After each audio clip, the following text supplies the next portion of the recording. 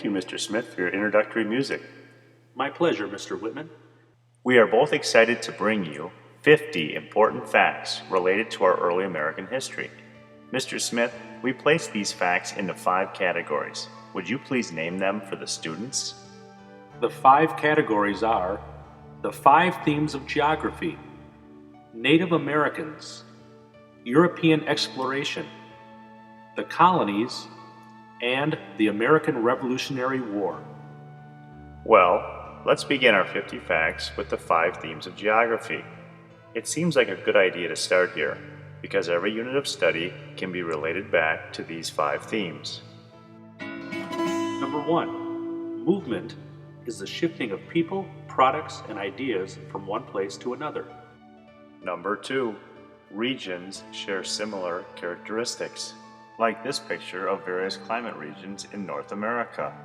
Number 3, human environmental interaction is the way people modify, adapt to, or depend on their environment, like the creation of the Golden Gate Bridge in San Francisco, or that time we planted a flower.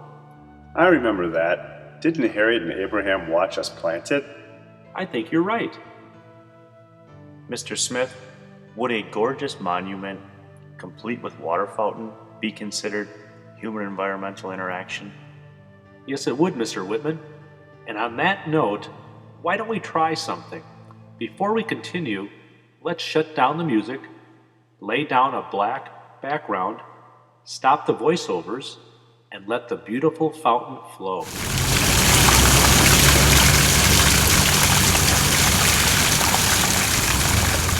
Number 4, location, explains the absolute, also known as specific, or relative, also known as general, placement in the world. Number 5, place refers to the physical and human characteristics that make one area different from another. And now we are up to our next category, Native Americans. Number 6, culture includes the customs, arts, social institutions, and achievements of a particular people, tribe, nation, or other social group. Number 7, Native American tribes varied widely from one cultural region to the next. Number 8, 3 distinct Native American regions of North America include the Great Plains, the Eastern Woodlands, and the Arctic.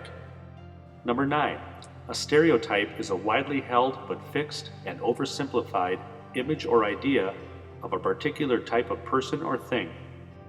Number 10, the Siberian land bridge is a strip of land believed to have linked Asia and North America about 12,000 years ago. Number 11, the Iroquois League was an alliance of Native American groups living in the eastern woodlands. Well, Mr. Wittmann, let's continue our 50 facts related to our American history with the category of European exploration. Number 12, mercantilism is the economic theory that trade generates wealth. Number 13, circumnavigation is the process of sailing all the way around the world. Number 14, the Columbian Exchange was the transfer of plants, animals, and, unfortunately, diseases between the eastern and western hemispheres.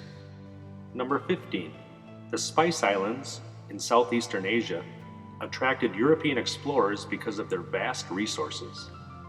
Number 16, the West Indies are a group of islands located between North and South America. When Europeans first landed there, they mistakenly thought these islands were part of Asia. Number 17, Christopher Columbus was a controversial Italian explorer who sailed under the Spanish flag with the belief that he could sail west to reach the east. Number 18, Ferdinand Magellan attempted to circumnavigate the world. Number 19, several explorers known as conquistadors traveled to the Americas and acquired new lands and people through force. Number 20, Hernan Cortez was a Spanish conquistador who overthrew the Aztec Empire.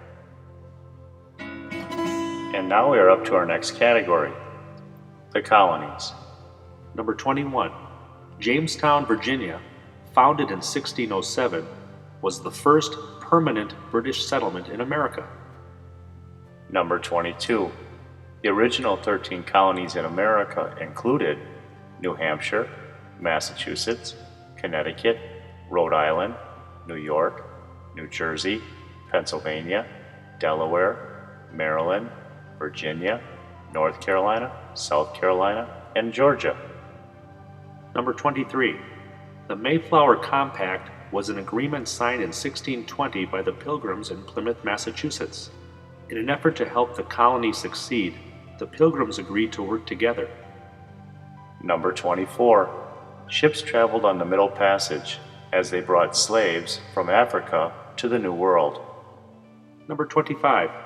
The Treaty of Paris ended the French and Indian War and effectively stopped France from being a colonial power in America. And now the final and very exciting category known as the American Revolutionary War. Number 26. Crispus Attucks was killed in the Boston Massacre, an early cause of the American Revolutionary War, on March 5, 1770, and is often viewed as the first martyr. Number 27. Inalienable rights, sometimes called unalienable, are inherent rights that cannot be given up, taken away, or transferred. 3 examples would include life, liberty, and the pursuit of happiness. Number 28. The Boston Tea Party occurred on December 16, 1773, when a group of colonists boarded 3 ships and destroyed the tea by throwing it into Boston Harbor. Number 29. The first shots of the American Revolutionary War were fired at Lexington, Massachusetts on April 19, 1775. Number 30. The Declaration of Independence was a document written mainly by Thomas Jefferson, declaring the colonies independent from Great Britain on July 4, 1776. Number 31. The Battle of Saratoga, located in the state of New York, was the turning point of the American Revolutionary War in favor of the Patriots. Number 32. The British defeat at Yorktown, Virginia, effectively signaled the end of the American Revolutionary War. Number 33. George Washington was the leader of the Continental Army who became the first president of the United States, serving 2 complete terms.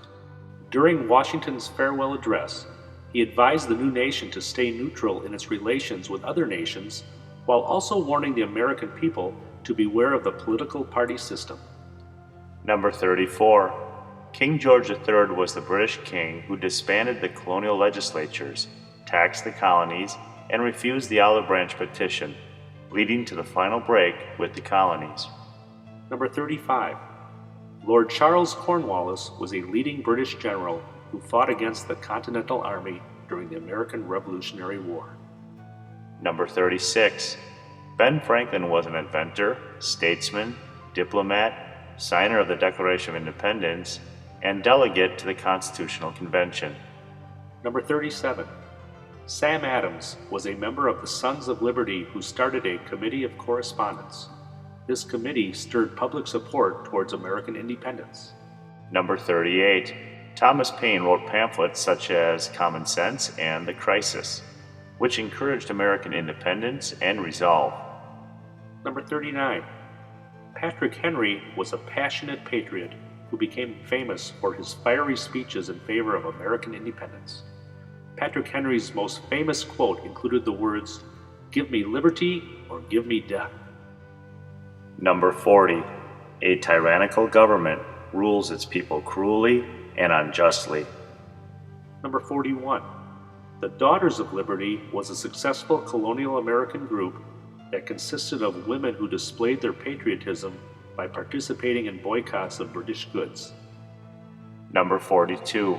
Molly Pitcher was one of many heroic, patriotic women of the American Revolutionary War who helped our soldiers in the fight for freedom. Since the Redcoats have left the battlefield, maybe we can load the cannon, and Molly can demonstrate how she fires it.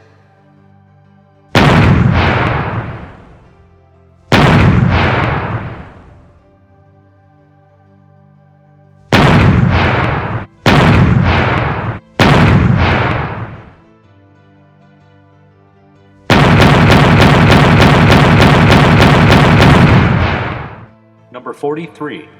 Bernardo de Galvez helped the 13 colonies in their quest for independence by leading several Spanish armies against the British in the south.